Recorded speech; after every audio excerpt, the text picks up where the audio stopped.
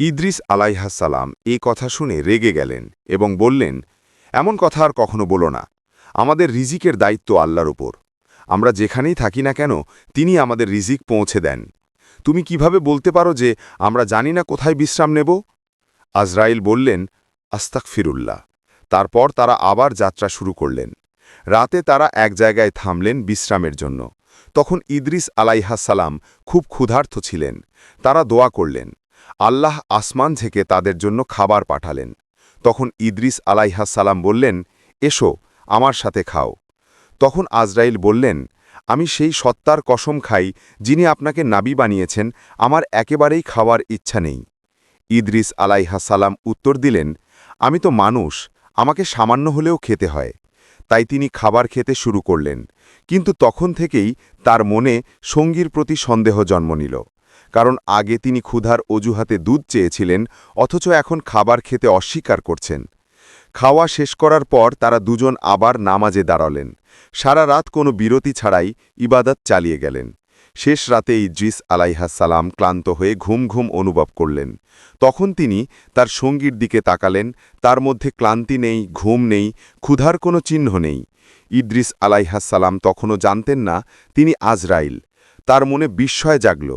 কিন্তু আজরাইলের জন্য এই ইবাদত ছিল সহজ, কারণ আসমানে এমন ফেরেশতারা আছেন যারা পৃথিবী সৃষ্টি হবার আগেই নামাজ শুরু করেছেন এবং আজও একই ভঙ্গিতে দাঁড়িয়ে আছেন।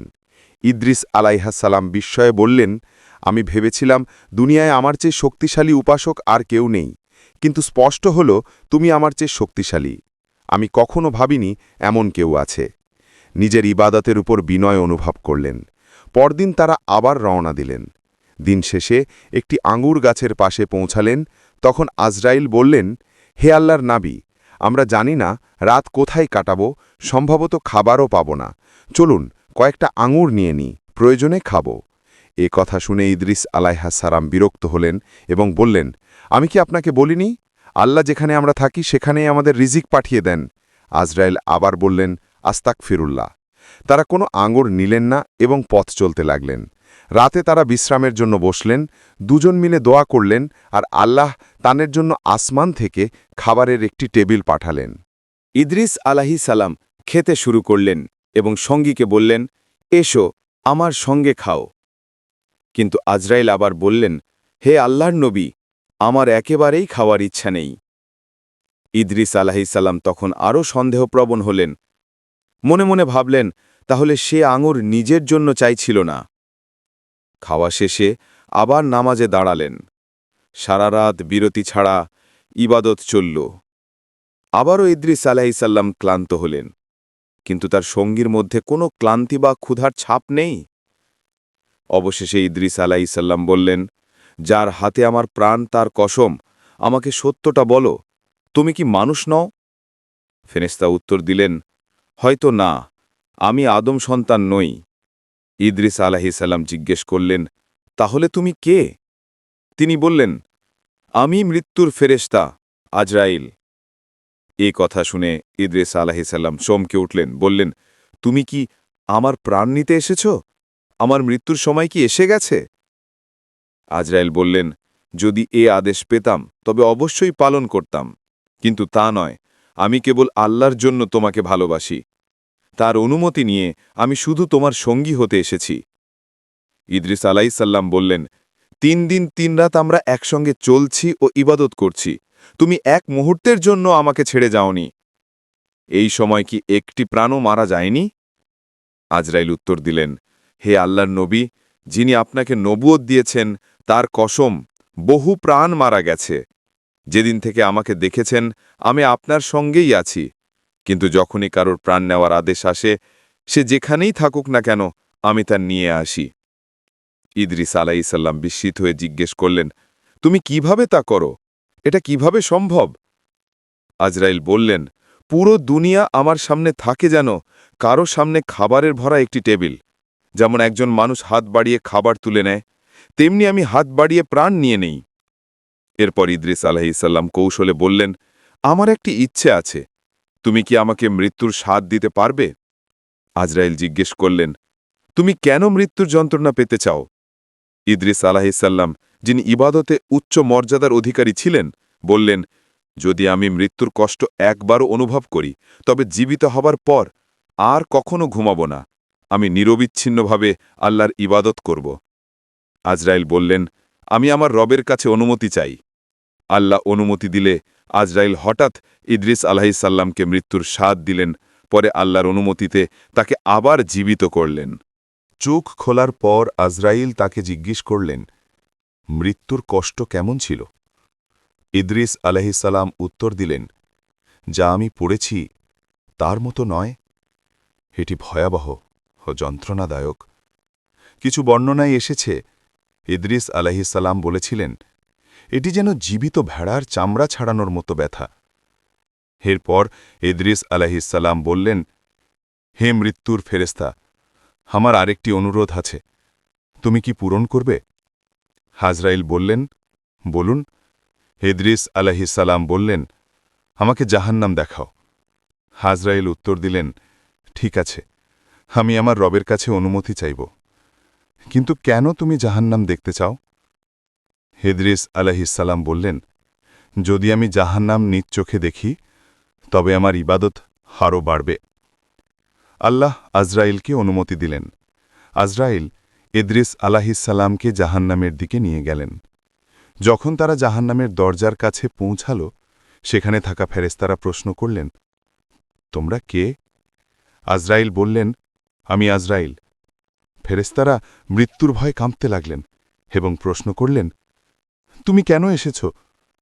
আজরাইল উত্তর দিলেন, আমরা নবী ইদ্রিস আলাইহিসসালামকে সঙ্গে নিয়ে এসেছি। কৃপা করে দরজার এক চুলের মতো ছোট ফাঁকা করুন। দরজার পাহারাদার ফেরেশতারা সূচের মতো ছোট ফাঁক খুলল। সেই সময় ইদ্রিস আলাইহিসসালাম ভয়ানক শব্দ শুনলেন, তীব্র তাপ অনুভব করলেন। চিৎকার ও আগুন দেখে তিনি মাটিতে লুটিয়ে পড়লেন এবং অচেতন হয়ে গেলেন। জাগার পর তিনি বললেন, এটি আমার জীবনে যা কিছু পড়েছি বা জানি তার চেয়ে অনেক বেশি ভয়ানক। এরপর ইদ্রিস আলাইহিসসালাম আবার বললেন, হে মৃত্যুর ফেরেশতা, আমার আরেকটি অনুরোধ আছে, তুমি কি তা পূরণ করতে পারবে? আজরাইল বললেন, বলুন। ইদ্রিস আলাইহিসসালাম বললেন, আমাকে জান্নাত দেখাও। আজরাইল বললেন, আমি আমার রবের কাছে অনুমতি চাইব। আজরাইল বললেন, হে খুশির নবী, তুমি জান্নাতের মানুষের মধ্যে এক, তুমি সেরা গোষ্ঠীর মধ্যে একজন। শীঘ্রই তুমি নবীদের সাথে জান্নাতে প্রবেশ করবে। তাহলে এখন কেন? ইদ্রিস আলাইহিসসালাম বললেন, এটাই আমার অনুরোধ। আমি চাই জান্নাত দেখি। যদি দেখি, আমার তৃষ্ণা ও আকাঙ্ক্ষা আরও বৃদ্ধি পাবে এবং আমার ইবাদত আরও ভালো হবে। আল্লাহ অনুমতি দিলেন। আজরাইল তাকে জান্নাতের দরজার কাছে নিয়ে গেলেন। সেখানে তারা জান্নাতের ফেরেশতা, রিদওয়ান ও অন্যান্য ফেরেশতার সঙ্গে দেখা করলেন। ফেরেশতারা প্রশ্ন করল, তুমি কে? আজরাইল উত্তর দিলেন, আমি মৃত্যুর ফেরেশতা। ফেরেশতারা ভয়ে কাঁপতে লাগল এবং বলল, তুমি কি আমাদের নিয়ে কোনো আদেশ পেয়েছ? আজরাইল বললেন, না, আমি কোনো আদেশ পাইনি। এটি নবী ইদ্রিস আলাইহিসসালাম। তিনি কেবল জান্নাত দেখতে চান। আমরা আল্লাহর অনুমতি পেয়েছি, দরজা খুলুন। ফেরেশতারা দরজা খুলল। ইদ্রিস আলাইহিসসালাম ভেতরে দেখলেন, ঠান্ডা হাওয়া লাগছে, সুগন্ধ বের হচ্ছে, নদী প্রবাহিত হচ্ছে। তিনি বললেন, চলো ভেতরে যাই, কিছু ফল চেখে দেখি, পানি পান করি। এতে আমার জান্নাতের আকাঙ্ক্ষা আরও বাড়বে এবং ইবাদত আরও শক্তিশালী হবে। তিনি ভেতরে প্রবেশ করে ফল খাইলেন এবং জান্নাতের পানি পান করলেন। এরপর আজরাইল বললেন, ঠিক আছে, এখন ফেরার সময়, চলো ফিরে যাই। কিয়ামতের দিনে আল্লাহ তোমাকে অন্যান্য নবীদের সঙ্গে জান্নাতে নিয়ে যাবেন, এতটুকুই যথেষ্ট। কিন্তু ইদ্রিস আলাইহিসসালাম একটি গাছের ডালে ধরলেন এবং বললেন, আমি যাচ্ছি না, তুমি চেষ্টা করলেও আমি প্রতিরোধ করব। আজরাইল অবাক হয়ে বললেন, হে প্রভু, আমার এই ক্ষমতা নেই। তিনি আমার বিরুদ্ধে প্রতিরোধ করতে চাইছেন, আমি কি করব? আল্লাহ বললেন, তোমাদের মধ্যে একজনকে বিচারক নিযুক্ত করো এবং বিচার করো। তোমরা দুজনই প্রমাণ নিয়ে আসবে। আজরাইল ইদ্রিস আলাইহিসসালামকে জিজ্ঞেস করলেন, কোন প্রমাণ দেখাবে? ইদ্রিস আলাইহিসসালাম বললেন, আমি কুরআনের আয়াতের প্রমাণ দেখাব। আল্লাহর নিয়ম অনুযায়ী প্রত্যেক প্রাণ মৃত্যুর স্বাদ নেবে। আমি ইতিমধ্যেই মৃত্যুর স্বাদ পেয়েছি। জান্নাতের মানুষ বলবে, আমরা আর কখনো এই দুনিয়ায় মরব না, কিন্তু মৃত্যু একটাই, আমি তা ইতিমধ্যেই পেয়েছি। কোন আয়াত আছে যা বলে কেউ দুইবার মারা যাবে? আজরাইল বললেন, না, তা নেই। ইদ্রিস আলাইসাল্লাম বললেন, এছাড়া আপনার রব বলেন, তোমাদের মধ্যে কেউ জাহান্নামের পথে অতিক্রম করবে না, আমি জাহান্নাম অতিক্রম করেছি। তিনি আরও বলেন, যারা জান্নাতে প্রবেশ করবে তারা আর বের হবে না। আমি জান্নাতে প্রবেশ করেছি, একজন একবার প্রবেশ করলে আর বের হয় না। আল্লাহর নিয়ম এটাই, এই প্রমাণের ভিত্তিতে আমি যাচ্ছি না। আজরাইল বললেন, হে প্রভু, আমি এখন কি বলবো? আল্লাহ উত্তর দিলেন, আমার দাস ইদ্রিস তোমাকে পরাজিত করেছে। আমার মহিমা ও জ্ঞানের দ্বারা আমি তার মৃত্যুর বিষয়টি চিরন্তন জ্ঞান থেকে জানতাম। আমি তার মৃত্যু ঘটিয়েছি তোমার ঘটনায় এবং তার ভাগ্যে লিখেছি যে সে জান্নাতে প্রবেশ করবে। এখন এটি লিখিত আছে যে সে কখনো বের হবে না। হে মৃত্যুর ফেরেশতা, তাকে সেখানে ছেড়ে দাও। আমার বান্দা ইদ্রিস আমার আদেশে জান্নাতে প্রবেশ করেছে এবং আমার আদেশে সে কখনো বের হবে না। এভাবে ইদ্রিস আলাইসাল্লাম জান্নাতে অবস্থান করলেন। ফেরেশতারা এটি দেখে প্রশ্ন করল, হে প্রভু, আমরা নবী ইদ্রিসের হাজার হাজার বছর আগে সৃষ্টি হয়েছিলাম, আমরা কখনো আপনার প্রতি অশ্রদ্ধা করিনি, অথচ আপনি তাকে আমাদের আগে জান্নাতে প্রবেশের অনুমতি দিলেন। এটার পেছনে কি রহস্য আছে? আল্লাহ বললেন, আমি তোমাদের ইবাদতের জন্য সৃষ্টি করেছি, আমাকে স্মরণ ও প্রশংসা করার জন্য। আমি তোমাদের আনন্দ ও শক্তি দিয়েছি ইবাদতে। আমি তোমাদের ইচ্ছা, যেমন খাদ্য, পানীয় বা কামনার মতো কিছু দিইনি, কিন্তু ইদ্রিস মানুষ। আমি তাকে দুনিয়ায় ইচ্ছা, সৌন্দর্য, পাপ ও প্রলোভন দিয়েছি। আমি তাকে একটি আত্মা দিয়েছি এবং শয়তানকে তার প্রলোভন করার অনুমতি দিয়েছি, কিন্তু সে তার আত্মা ও শয়তানকে পরাজিত করেছে। সে সব জাগতিক আনন্দ আমার জন্য ত্যাগ করেছে। সে আমার প্রেম ও সন্তুষ্টি সবকিছুর ওপরে রেখেছে। তাই তোমাদের মধ্যে কেউ যদি ইদ্রিসের মতো আগে জান্নাতে যেতে চায়, তবে তাকে পৃথিবীতে নামিয়ে দাও, শয়তানের ও আত্মার পরীক্ষার মুখোমুখি হতে দাও। যদি সে ইদ্রিসের মতো ইবাদতে সফল হয়, আমি তাকে জান্নাতে আগে প্রবেশের অনুমতি দেব, কিন্তু যদি সে আত্মা ও শয়তানের পথ অনুসরণ করে, আমি তাকে জাহান্নামে পাঠাব। ফেরেশতারা বলল, হে প্রভু, আমরা পুরস্কার বা শাস্তি চাই না, আমরা যেমন আছি তাতে খুশি। কোরআনে নবী ইদ্রিসের নাম সরাসরি দুই স্থানে এসেছে। এক আয়াতে বলা হয়েছে, এবং ইদ্রিসকে উল্লেখ করো, নিঃসন্দেহে সে সত্যবাদী ও একজন নবী ছিলেন, আমরা তাকে উচ্চ মর্যাদায় উন্নীত করেছি। অন্য আয়াতে বলা হয়েছে, এবং ইসমাইল, ইদ্রিস এবং ধুলকিফালকে উল্লেখ করো, সবাই ধৈর্যশীল ছিল, আমরা তাদের আমাদের রহমতে প্রবেশ করেছি, নিঃসন্দেহে তারা ধনিষ্ঠদের অন্তর্ভুক্ত। সূরা আল আম্বিয়া ৮৫-৮৬ আয়াত। কোরআনে ইদ্রিস আলাহি এর বিভিন্ন গুণাবলী বর্ণিত হয়েছে। তিনি কাঁদতে কাঁদতে সিজদা করতেন, সত্যের পথে পরিচালিত হয়েছেন, নির্বাচিত, উচ্চ মর্যাদাশীল, ধৈর্যশীল, সত্যবাদী, সাদিক ও নবী ছিলেন। হাদিসে ইদ্রিস আলাহি এর উল্লেখ মূলত মোহাম্মদ সাল্লাল্লাহু আলাইহি ওয়াসাল্লামের মিরাজ সময়ে এসেছে। কিছু বর্ণনায় নবী ইদ্রিসকে দ্বিতীয় আসমানে দেখা যায়, কিন্তু অধিকাংশ বর্ণনায় দেখা হয়েছে চতুর্থ আসমানে। কোরআনের যে আয়াত বলে আমরা তাকে উচ্চ স্থানে উন্নীত করেছি, তা বিভিন্নভাবে ব্যাখ্যা করা হয়েছে।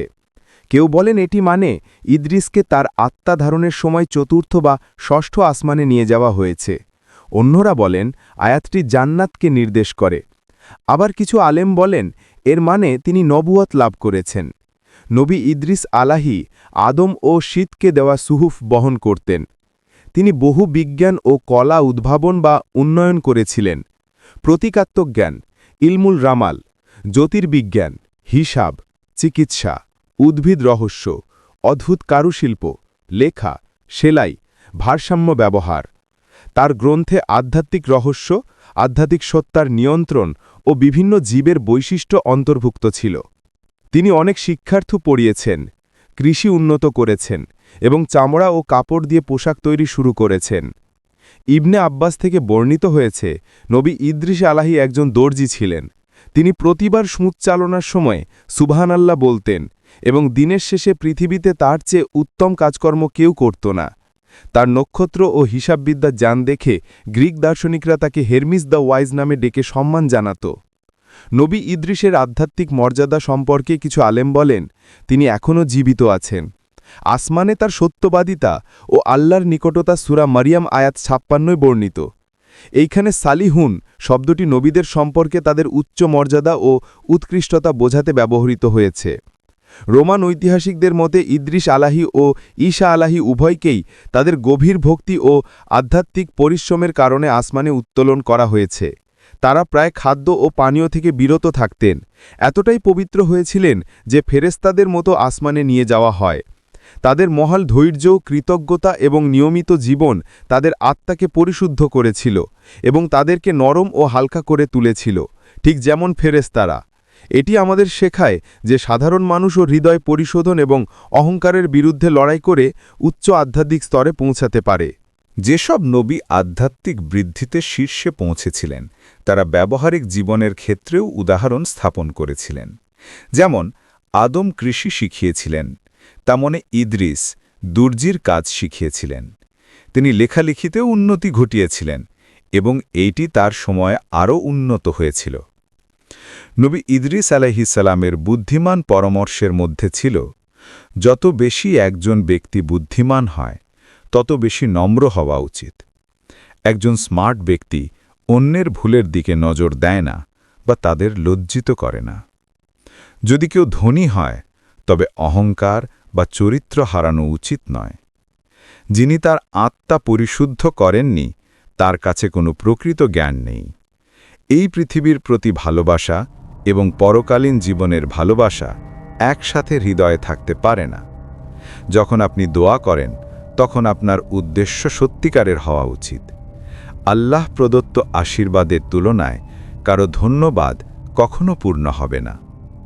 ঈমানদার হৃদয় দিয়ে দোয়া ও রোজা পালন করে। অন্যদের প্রতি ঈর্ষা করবে না। এই আশীর্বাদগুলি কেবল অস্থায়ী। যারা আল্লাহ প্রদত্ত দেয়ার প্রতি সন্তুষ্ট নয় তারা কখনো ধনী বোধ করবে না। নবী ইদ্রিস আলাইহিসসালাম ছিলেন একটি মহৎ রসূল, যিনি প্রতিটি যুগে পথপ্রদর্শক হয়েছেন। তার বুদ্ধিমান কথা, জ্ঞান এবং সুন্দর চরিত্রের মাধ্যমে তিনি আমাদের দেখিয়েছেন যে এই জীবনে কঠোর পরিশ্রম করা এবং পরকালীন জীবনের জন্যে ধর্মীয় হওয়া উভয়ই আল্লাহর সন্তুষ্টি অর্জনের পথ। তার জীবন, যা জ্ঞান, ইবাদত এবং বুদ্ধিমত্তায় পরিপূর্ণ, মানবজাতিকে সত্য, বিশ্বাস এবং সংকল্পের শক্তি সম্পর্কে স্মরণ করিয়ে দেয়। ইদ্রিসের উত্তরাধিকার শুধুমাত্র অতীতের জন্যে নয়, এটি আজ এবং ভবিষ্যতের জন্যে একটি উজ্জ্বল আলোক রেখা। একটি হাদিস দিয়ে শেষ করছি, যে কেউ অন্যকে ভালো কিছু করতে সাহায্য করে, এটি যেন সে নিজে করেছেন। আল্লাহ আপনাদের সকলকে সন্তুষ্ট করুন। আমিন।